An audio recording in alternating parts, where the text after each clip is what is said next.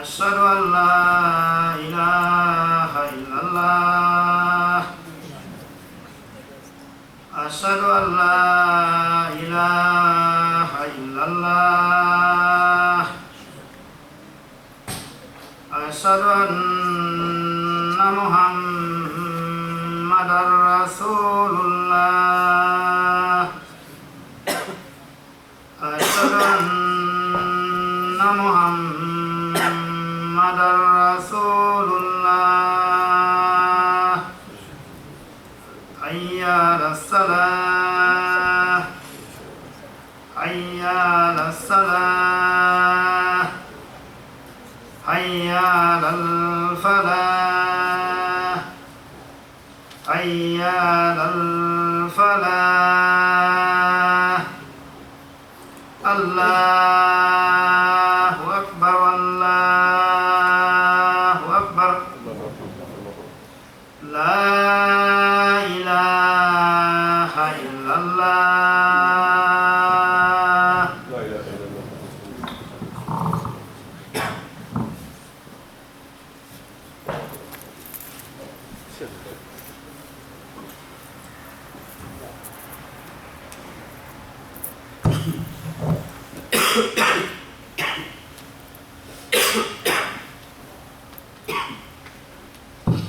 إن الحمد لله نحمده نستعينه ونستغفره ونسترشده نعوذ بالله من شرور أنفسنا ومن سيئات أعمالنا من يهده الله فهو المهتد ومن يضلل فلن تجد له وليا مرشدا أشهد أن لا إله إلا الله وحده لا شريك له وأشهد أن محمدًا عبد الله ورسوله وصفيه وخليله خير رسول اجتباه أرسله بالهدى ودين الحق ليظهره على الدين كله ولو كره المشركون يا أيها الذين آمنوا اتقوا الله حق تقاته ولا تموتن إلا وأنتم مسلمون واعتصموا بحبل الله جميعا ولا تفرقوا واذكروا نعمة الله عليكم إذ كنتم أعداء فألف بين قلوبكم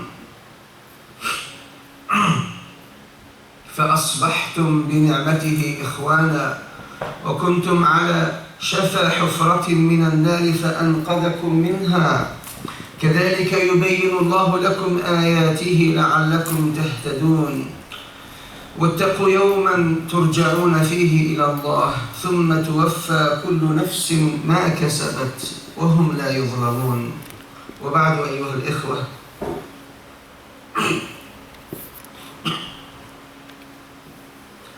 My dear brothers and sisters, my last topic was about using the Quran Kareem in the right place. Using the Quran Kareem for the right purpose. And I said, ليس المهم أن تستدل بالقرآن وليس المهم أن تستدل بالحديث إنما المهم والأهم أن تضع النص موضعه. It's not important that you mention an ayah. It's not important that you memorize hadith. It's not important that you bring into your conversation and disagreement a proof from the Quran or a proof from the ayah or a proof from the sunnah if you don't know how to use that proof. The most important is using kitab Allah, using ayat al-Quran in the right place. What Allah meant by this ayah, what Rasulullah sallallahu alaihi wasallam meant when he said that hadith. Bring that meaning into that place. That's fine, that's correct, that's good, that's important. Sometimes it's a must. But don't try just to bring the ayat just to show that you memorize the Quran. Or you know the ayah. Or you want to bring a proof, no matter what the proof is talking about for you, قال Allah and قال الرسول. And it has no connection with what you are talking about. Because by doing this, I said, we created for ourselves a different meaning for Quran. We created for ourselves a different culture. different understanding for Kitabillah, a different understanding for the Sunnah of Rasulullah sallallahu alayhi wa sallam. Then suddenly we find out that, hey, what Rasulullah meant and what we know is completely different. What our culture means, what our culture, the way our culture understands a lot of things, concept in the Quran, our concept about Islam is completely different when you hear that meaning from scholar. And you find out that I know that meaning for the rest of my life, but this is not what I knew about. And then you find out that that is a culture. How they made that culture, it's just by giving our own interpretation and our own understanding. And with the time it becomes aqidah, it becomes a concept, it becomes a creed.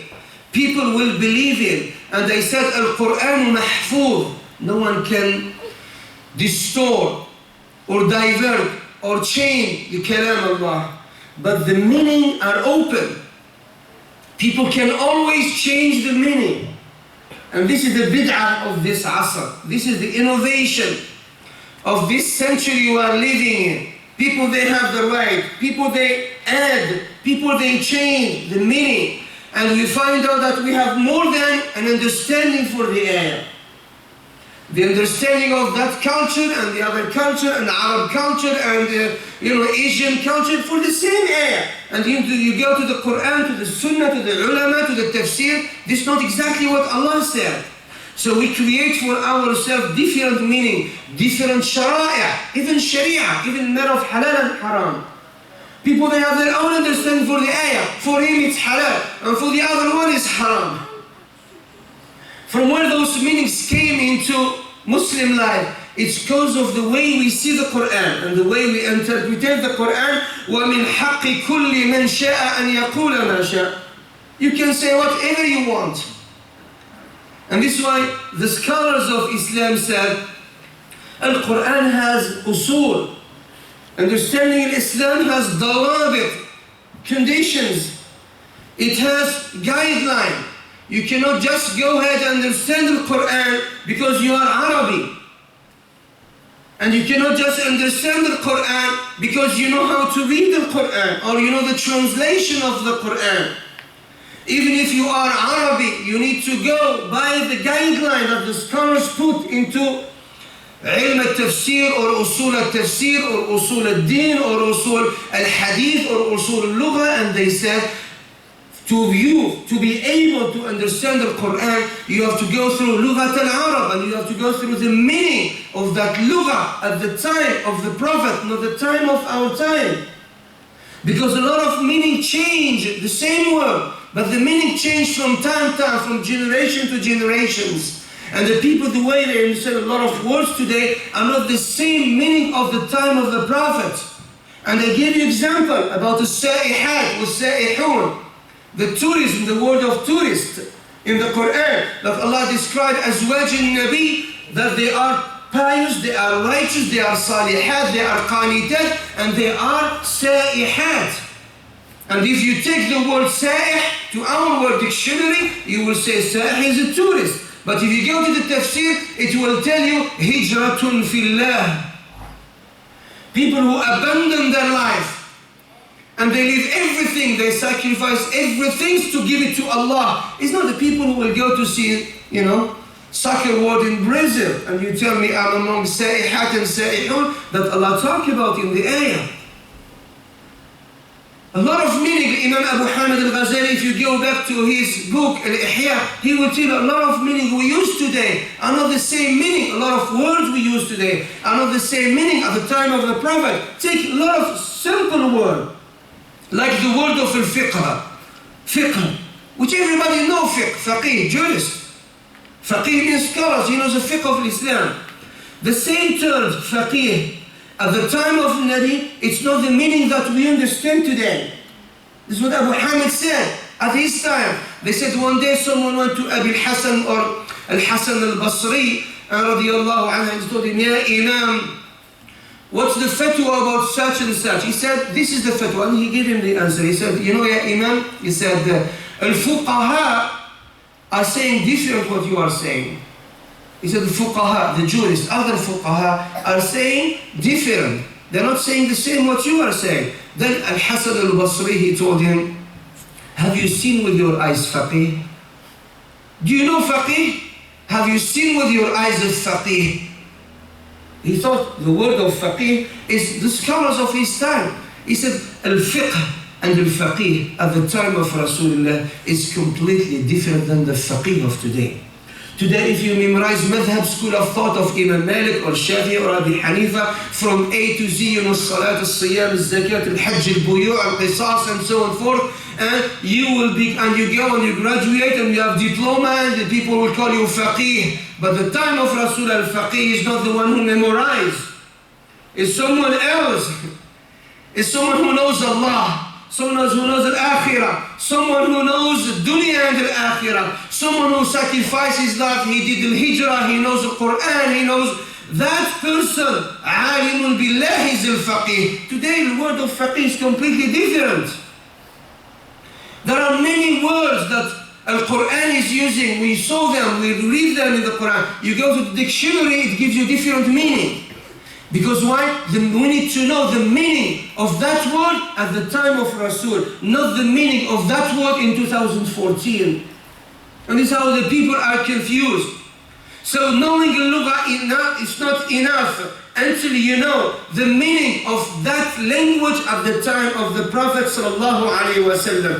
And I said, even if we know the meaning at the time of Rasulullah, it's not sufficient as long as we don't know. We need to know what this ayah taught, what the previous ayah taught, what the ayah after that ayah taught, and what is the contents, as-siyaq was-sibaq. Then you can tell the meaning of the ayah, and this is what is called usul al-tafsir. There are dawabit, there are guidelines. Without, we will be confused. We will create our own understanding for kitabillah. And that's exactly what Allah mentioned in the Quran, and He called it ilhad. A lot of people think ilhad is atheism.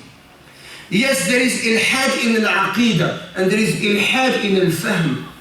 There is atheism, the rejecting the existence of God in matter of creed. And there is atheism in the way we understand and we try to understand the Quran. Because if we distort and deviate the real meaning of Allah to our own meaning, that is called ilhad. And Allah said in the Quran, إِنَّ الَّذِينَ يُلْحِدُونَ فِي آيَاتِنَا لَا يَخْفَوْنَ عَلَيْنَا. Those who inject deviation into our verses are not concealed from us. And that is deviation from the path of Allah. So we create a lot of meaning for ourselves, and that is what Allah considers the top of al-haram. The top of al-haram, my dear brothers and sisters, is not only shirk, like a lot of people think. The top of al-haram is to change the meaning of Allah by giving your own understanding and your own interpretation and your own tafsir. And because your tafsir, your meaning is bashari, is human being. No one is infallible except the Rasul alayhi salatu wasalam. So when you give your own, maybe your understanding is temporary. Maybe it fits your time, your community, your understanding, your ability. But Al-Quran is not sent for you only. And it's not sent for one generation. The Quran was sent for the entire humanity till the day of judgment. And this is why we have to respect the meaning of God, the meaning of Allah only. And we have to be so prudent. قُلْ إِنَّمَا حَرَّمَ رَبِّيَ الْفَوَاحِشَ مَا ظَهَرَ مِنْهَا وَمَا بَطَنَ وَالْإِثْمَ وَالْبَغْيَ بِغَيْرِ الْحَقِّ وأن تشركوا ما لم ينزل به سلطانا وأن تقولوا على الله ما لا تعلمون. He only tells them, oh Muhammad, my Lord has only forbidden immoralities, what is appeared of them and what is concealed, and sin and oppression without right, and that you associate with Allah which we has not sent down authority, and on top of that you say about Allah that what you do not know. We say about Allah what we do not know. And I said, ulama al-tafsir, they said this can happen only with two conditions. If we have a lack of knowledge, it's why we need to learn. And we need to take our knowledge from people of authority, from people who knows that knowledge. And two, the evil intention. People who have their own agendas. And they want to make the ayat following their agendas. They want to make the Quran following them instead of us following the Quran. No, I will make the Quran following me. And I will make the hadith following my opinion. And I will make Rasulullah agree with my approving what my meaning, what I want. Just to support my idea. And that's exactly what the Quran mentioned as hawa. People who worship their hawa, they worship their ego. It's more dangerous than anything else. And we have to be so clear to follow al-ma'soom and not to follow human being. A lot of meaning today you hear. A lot of people talk and interpret the Quran, and they say the Quran the way they want. In the manabir, in the giving a speech about a lot of ayat, about a lot of meaning, a lot of sect. Why they deviate? Because of that concept I try to tell you. Because the same concept, they try to understand Quran from their point of view.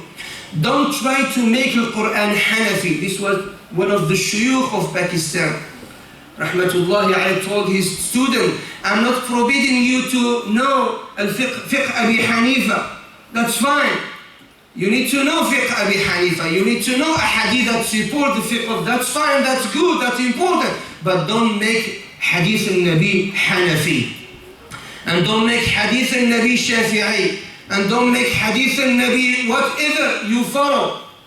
You follow the hadith does not follow you. And this is what happened to a lot of sects. If you go to Qadiyaniyah, those people who came to the ayat and try to find ayat that shows that they are on the right path. Of course, they claim to be Muslim and they say they are Muslim and they use the Quran, but to support their own ideology. And they go to the ayat, Khatamun Nabiyyin, and they said here what the Quran said, that the Prophet is Khatamun Nabiyyin. And the Khatam, of course, if you go to dictionary, you will find the Khatam is the ring. And then the Khatam, why it's the ring? Because it's the beauty. And the Prophet is the beauty of all prophets. But that's not what Allah meant in the Quran when He said Khatamun Nabiyyin. If you go to dictionary, yes, Al-Khatam is the ring.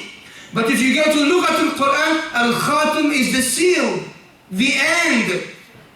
And if you go to another qira'ah, this qira'ah to Hafs, Khatamun Nabiyyin. If you go to qira'ah to Warsh, Khatimun Nabiyyin, with the kasra, not fatha. Al-Khatim is the end. If you go to Hadith al-Nabi, La Nabiyya Ba'di, there is no Nabi after me. And this is what all Muslims know about this A, B, C, D of Islam, that there's no Nabi after Muhammad sallallahu alayhi wa sallam. But those people know. They go to the Quran and they try to give the meaning and they mention the ayah of the Quran. And then what happened? They want to stay away from any influence of the Quran and they interpreted a lot of ayat from the Quran. أطيعوا الله وأطيعوا الرسول وأولي الأمر منكم. Obey Allah and obey Rasulullah and those in authority among you. يا أيها الذين آمنوا أطيعوا الله. All those who believe, obey Allah and obey the messenger and obey those who are in authority among you. What means among you? Among الذين آمنوا. But for those people, no. They said obey Allah and obey Rasulullah. Rasulullah is, he's gone, and now obey those who are in authority in general, who are in authority, the British invader. So you have to obey him. The Muslim has to obey the invader. And they came to the ayah of the jihad and they said, there is no jihad. Jihad was at the time of the Prophet. Today, it's different century. We don't need that. You cannot defend your country. You don't defend your deen. Give the invader the right to tell you whatever he wants. And it becomes a new sect. But they still following, they still mention a lot of ayat. They use the Quran al-Kareem. And a lot of meaning. This is what the Qadiyaniyun said. And others, they came to Ayat al-Mirath. Look how the people, when we open that door, no one can stop it. Once you open the door for the people to understand the Quran and Islam their way, no one can stop people invading. Others they said, okay, this ayah does no more applying in our time. يُوصِيكُمُ اللَّهُ فِي أَوْلَادِكُمْ لِلذَّكَرِ مِثْلُ حَظِّ الْأُنْثَيَيْنِ. Allah instructs you concerning your children that for the male what is equal to share for two females. They said, yes, that was good at the time of the Prophet because women were dependent. They depend on their husband. They don't work. They are inside the house. And today is completely different. Today women are independent. They have a job. They learn. They study. They are outside of the house. They can provide for themselves. This ayah no more apply for the women. Take this ayah and change it and do it the way you want. Who told you that Allah subhanahu wa ta'ala made this legislation because women were dependent or independent? If Allah said that, yes, we may say, because they were dependent, Allah said this. If they are independent, al-hukm will change. But Allah didn't say anything. Allah made it a general rules that goes till the day of judgment because Allah knows who will be dependent and who will be independent. But you cannot give your own interpretation, and because doing this, showing that you are doing amendment on the Quran. Allah forgets something. You are doing some kind of repair that God forgot. You are adding, you are correcting Allah and telling, Ya Allah, you don't know this time. You don't know our century. We have technology. We have knowledge. We know better than you. And this is why we think that this ayat no more does not apply in our time. This is exactly what people are doing. In the terms of al-fuqaha, in the terms of our aqidah, people who have audacity to do this are out of Islam. We call them kafir. Very simple. You cannot amend on the Quran. You cannot correct the Quran. You cannot correct ahkam Allah. What you can say, I will not apply this ayat because he is disobedient to God. He does not follow Sharia. But you cannot say Allah said this. And I know better because I know my time and I know my environment and I know what is good for me, what is not. I know what is good for humanity. People say, you know, there is no need.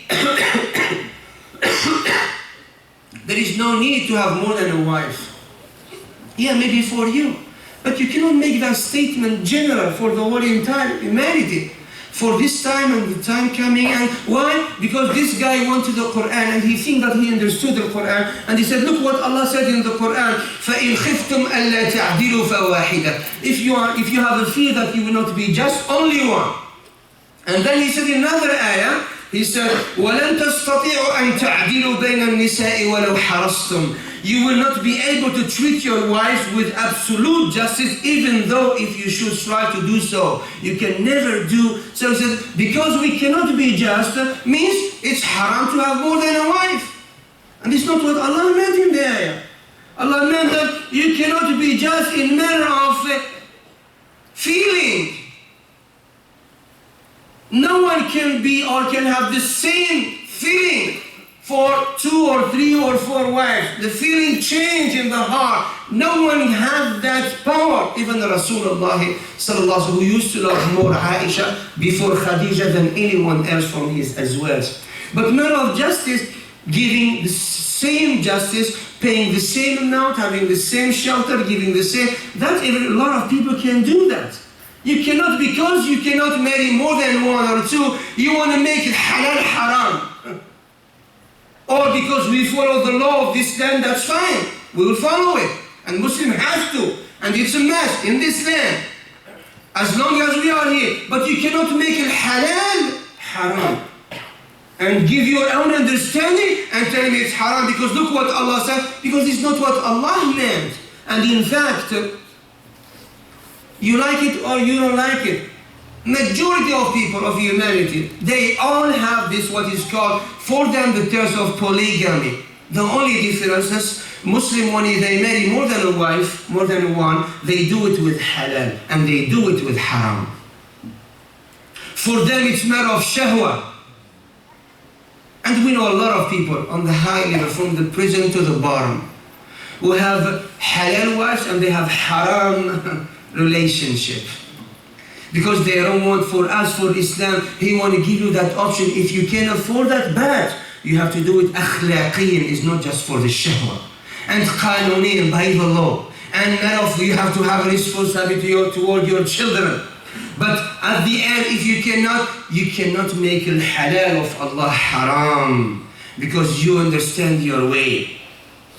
And many ayat like that, my dear brother and sister, that the people try. Even I was reading one of the article and someone clever, and he said, you know this ayah in Surah Al-An'am, قُلْ لَا أَجِدُ مَا أُوحِيَ إِلَيَّ مُحَرَّمًا عَلَى طَاعِمٍ يَطْعَمُهُ إِلَّا أَنْ يَكُونَ مَيْتَةً أَوْ دَمًا مَسْفُوحًا أَوْ لَحْمَ خِنْزِيرٍ فَإِنَّهُ رِجْسٌ. Say, I do not find within that which was revealed to me anything forbidden to one who would eat unless it be dead animal or blood spilled out or the flesh of swine, which is the pork, for indeed it's impure. And that gentleman, smart person, he said the pork of that time was haram, not the pork of our time. Why? Because the pork of that time used to eat impure things. Today the pork are raising illegally. They feed them, you know, a lot of stuff, a lot of vitamin A and C and D and B. So those pork of today, they are, you know, healthy. I mean, who told you that Allah made haram the pork because of the food of what they eat? Allah said it's rich, it's impure, it's rich. And the pork itself is pure, even if you feed him, I don't know what. No matter what you feed him, is impure. Like al-khamr is impure, like zina is impure. So those aynuhu najisa. Anything that comes from the pork is impure. And Allah did not say because of the food. So don't try to tell Allah subhanahu wa ta'ala or rectify, because rectifying means that Al-Quran was good for a time and not good for another time. Al-Quran is temporary. Exactly that's what those people want to say. Al-Quran is temporary. Hukm al-Quran is temporary. What was good at the time of the Prophet is changeable for today. And we say the opposite. We say, yes, that applied for all the religion before Al-Islam. All the religion before Al-Islam was temporary. All al-Anbiya and the messengers before Muhammad were temporary. All the books before the Quran were temporary. They end because Allah will send another prophet, and He will send another book, and He will send another message. When it came to the Islam, nothing comes after the Quran, and no Nabi comes after Muhammad and no Sharia comes after Sharia al-Islam al-Halal wal-Haram. Nothing. This is the end. This is the seal. And you cannot make Hukm al-Quran good for us and not good for them, or vice versa, because that is exactly what Allah subhanahu wa ta'ala prohibited, and the Quran is mahfuz, protected. Its word and its meaning and its ayat, and cannot accept any temporary time, because while Quran is hudan lin-nas, dhikrun lil-alamin, lil-alamin nadhira, hudan wa rahmah wa bushra lil-muslimin, and no one can change, and all our culture change. Today we understand something, tomorrow we change. Today we exist, tomorrow we disappear. Today the culture or the knowledge, tomorrow the theory no more exists. It may be wrong, it may be true, but Al-Quran has to be the same as Allah subhanahu wa ta'ala revealed to Muhammad sallallahu alaihi wasallam, and will continue till the day of judgment. And it's the same thing we see with Al-Baha'iyya. They start interpreting Al-Quran the same way. عَمَّا يَتَسَاءَلُونَ عَنِ النَّبَإِ الْعَظِيمِ. And they said, oh, this ayah will apply for their leader who replaced our Nabi Muhammad sallallahu alaihi wasallam. And they said, the ayah said, about what are they asking one another? Oh, the answer, they are asking about the coming of Al-Baha. MashaAllah, tafsir, excellent tafsir. Quraysh know Al-Baha. This ayah was revealed for Quraysh, for Arab. The Al-Baha and Qadian, they exist at the time of Abi Lahab and Abu Jahl and Quraysh. I mean, it doesn't make sense, no common sense. But still for them it's tafsir. Still for them they are using ayat al-Quran. Still for them, they want to try that we are Muslim. And today, I went to a lot of conferences and you have Baha'i, Qadiani and Muslim, and it's like we are all in the same. We are not. We are the Muslim. If you don't follow the guidance of Rasulullah sallallahu alayhi wa sallam, and you follow the Sunnah of the Nabi and the Mishkat of the Sahaba, you deviate from the path. And the same, like I said, once the door is open, no one can close that door. Make sure that you do not open that door. لهم ما يشاءون عند ربهم. People say, oh, لهم ما يشاءون. What are you doing, my brother, in the grave? Well, you are asking the dead body. He's gone. Ask Allah subhanahu wa ta'ala who will rejuvenate these bones and give life the day of judgment. Oh, Allah said in the Quran, لَهُمْ مَا يَشَاءُونَ عِنْدَ رَبِّهِمْ. They have whatever they want with their Lord. That's true. But that does not apply for the dead people, no matter how salihin, how righteous they are.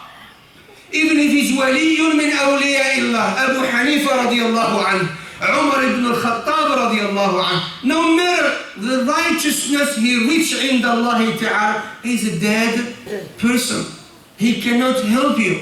He cannot give you what you request. And he needs your dua. In fact, he needs your dua. You don't need his dua. When you ask him, لَهُمْ مَا يَشَاءُونَ عِنْدَ رَبِّهِمْ. Yeah, but this ayah does not apply for people who are dead in this life. It will apply to people who will enter paradise. If you go to Siyaq and Sibaq, people who will enter paradise, Allah will give them whatever they will desire. And that's true. Look, when you take the meaning, the concept, as-siyaq was-sibaq, you will understand the Quran clearly. But when you take it out of the context and you try to understand your way, it will be a problem. إِنَّمَا أَنْتَ مُذَكِّرْ لَسْتَ عَلَيْهِمْ بِمُسَيْطِرْ. That's true. And Nabi Aslam is only a reminder. He is not a dictator. That's true. But they use this ayah to say, Islam has nothing to do with this dunya. Islam has nothing to do with politics. Islam has nothing to do with government. Islam has nothing to do with economy. Why? Because the Quran said, لَسْتَ عَلَيْهِمْ بِمُسَيْطِرْ. You are not an authority. You are not a dictatorship. You are only a reminder. Okay, so why the longest ayah in the Quran was about al-buyu', transaction, dealing? If the Quran has nothing to do with our dunya, why the longest ayah in Surah Al-Baqarah is about al-buyu', transaction? And the ayah that talk about dealing, transaction, and al-hukm, and are more than ayah that talk about al-ibadat. So don't try to use this ayah to understand your own way. And you know a lot of ayat and ayat which I was reading from Tafsir, and I was really marveling because those people really, when like I said, when you open Maraj, I was reading لَإِنْ أَشْرَكْتَ لَيَحْبَطَنَّ عَمَلُكَ. The fitna that happened between Ali and Muawiyah radiallahu, and people were interpreting that saying about Sayyidina Ali, لَإِنْ أَشْرَكْتَ لَيَحْبَطَنَّ عَمَلُكَ. If you ascribe any partner, all your works will come to nothing.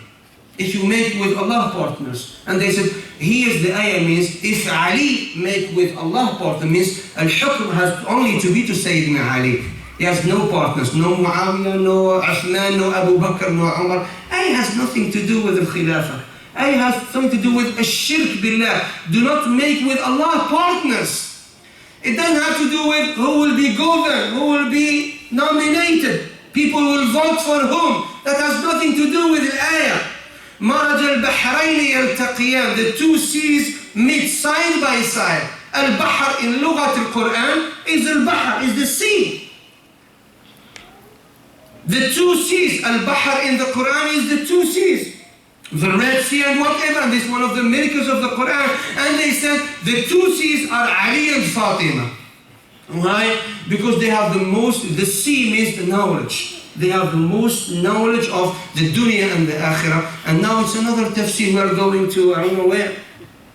By opening this kind of tafsir, Maraj al-Bahrayn yaltaqiyan. يخرج منهما اللؤلؤ والمرجان, and both from them merge pearl and coral. Pearl and coral, Al-Hasan wal-Hussein. Now you can do it for your children. once you open, once you have no source, once you have no guideline, once you have no usul al-tafsir, usul al-hadith, usul al-lugha, you can say whatever you want. And you will have your own tafsir, my tafsir, his tafsir, African tafsir, Somali tafsir, Algerian tafsir, Tunisian tafsir, and we have millions of tafsir. In another way, we have millions of Islam. And so on forth. I don't want to go to a lot of details, it has no sense, but just to give you an idea how we create for ourselves a different understanding for Islam. And now we are facing that confusion, and we are so confused, and this is part maybe of why a lot of people feel like you cannot do any change. You cannot change the things. I was talking to one of the brothers that we have to work hard. I leave the result on Allah. Allah will never ask me why you did not get the result. He will ask me about my ability, what I can do as a human being, and about if I did it honestly, sincerely to Him subhanahu wa ta'ala. He will not ask me how many people embrace Islam in this community, or how many people were guided, or how many people of the... That's not question the day of judgment. And then the brother will try to convince me, no, we do it, Allah guide whom He wants and He misguide whom He wants. I said, this ayah is true. This ayah is true. يهدي من يشاء ويضل من يشاء. Everything is the will of Allah, but we have some kind of responsibility toward others. And then he tried to give me ذَلِكُمُ اللَّهُ رَبُّكُمْ لَا إِلَهَ إِلَّا هُ خَالِقُ كُلِّ شَيْءٍ. Allah is the creator of everything. That's true. He's the creator of everything. وَاللَّهُ خَلَقَكُمْ وَمَا تَعْمَلُونَ. He created you and He created deeds or your action. That's true. أَفَمَنْ يَخْلُقُ كَمَنْ لَا يَخْلُقُ. The one who creates, isn't He the same as the one who do not create? That's true. وَمَا تَشَاءُونَ إِلَّا أَنْ يَشَاءَ اللَّهُ. And you do not will except that Allah wills. That's true. And Allah leads astray whom He wills and guides whom He wills. That's true. And then we have another ayah that said, we do not enter paradise except with our action. وَالْعَصْرِ إِنَّ الْإِنسَانَ لَفِي خُسْرٍ إِلَّا الَّذِينَ آمَنُوا وَعَمِلُوا الصَّالِحَاتِ وَتَوَاصَوْا. You need iman and you need amal, you need action, you need sincerity, you need sabr, you need rahmah, you need tawasi bil-haqq. Allah said in the Quran, وَلَوْ أَنَّ أَهْلَ الْقُرَىٰ آمَنُوا وَاتَّقَوْا لَفَتَحْنَا عَلَيْهِمْ بَرَكَاتٍ مِّنَ السَّمَاءِ. If the people of those tribes and those people, they believe in Allah and they did action, good action, Allah will open the gate of heaven. They will be fed. Allah said in the Quran, ذَلِكَ بِمَا قَدَّمَتْ أَيْدِيكُمْ وَأَنَّ اللَّهَ لَيْسَ بِظَلَّامٍ لِلْعَبِيدِ. It's because of what we earn, because of our actions, that the things is good or right. So we have to work. وَتِلْكَ الْجَنَّةِ. You inherit paradise. أُورِثْتُمُوهَا. You inherited بِمَا كُنْتُمْ تَعْمَلُونَ. Because of your good action, you inherit al-Jannah. جَزَاءً بِمَا كَانُوا يَعْمَلُونَ. Because of what they have been doing, as the reward of what they used to do. فَمَا لَهُمْ لَا يُؤْمِنُونَ وَإِذَا قُرِئَ عَلَيْهِمُ الْقُرْآنُ لَا يَسْجُدُونَ. Why you do not worship? Why you do not approstrate? Why you do not recite the Quran? Why you do not memorize the Quran? So it's upon us. So this how we understand the Quran. There is a balance. It doesn't mean that Allah knows al-qada wal-qadar. He knows the future. He knows if I'm going to this or this. He knows our destiny means I'm like, in the wave, or the wind will take me around north or south or east, and I have nothing to do. And this is the most influential culture to a lot of Muslim countries, where they think that they cannot do anything, where they think that they cannot change the status quo, where they think that Allah will send heavens or He will send angels to change our environment, our society, our institution. And he thinks that Allah has the will and Allah knows and Allah will change. And for me, I have just to see around and make a lot of istighfar and tasbih and I will be among people of Jannah. No, that's not what Nabi Sallallahu Alaihi Wasallam said. That's not why Rasulullah has more than 50 expeditions. He could stay in Medina and ask Allah to send angels, Jibreel and Azrael and Mikael, and they will fight. Why Rasulullah has to go out and get angels? And Sahaba get, they get shahada or they die and they lose their children and their families and their properties for the sake of Allah. Rasulullah would ask Allah about angels. They will fight for him. No, you have to make that change within your possibility, and the result comes from Allah. But you cannot say, يهدي من يشاء ويضل من يشاء. He guides whom he wants, and you do nothing. You don't teach, you don't talk, you don't advise, you don't do amr bil ma'ruf and nahy al munkar. You let the status quo go on, and you are expecting Allah will do the change for you. That's not the meaning of Al-Islam. This is not what Allah sent Muhammad sallallahu alayhi wa sallam with. My dear brothers and sisters, like I said, a lot of meaning that we see today, a lot of negativity we see in the Muslim today. قِلَّةٌ صَاحِيَةٌ مَخْذُولَةٌ وَكَثْرَةٌ غَافِلَةٌ وَرَبٌّ رَحِيمٌ وَرَبٌّ غَفُورٌ. Majority are careless. They don't care. They don't care. Our children will be guided or they will be misguided. And the only few people who care, but they have no support. And Allah is the most merciful. Allah is the most merciful. They think that Allah will change our institution, He will change our environment, He will change our heart, He will change our children, He will build for us, He will do for us. That's not how Rasulullah understood His mission. We have to have our input in. Yes, Allah will not ask us about the result, but He will ask us about our a'mal. You are shahid, you are witness, you are mu'min, and the nasr and the taghyir and the change has to come through your hands and our hands all together. أسأل الله تعالى أن ينفعنا بما علمنا ويزيدنا علما وعملا متقبلا. أقول قولي هذا واستغفر الله.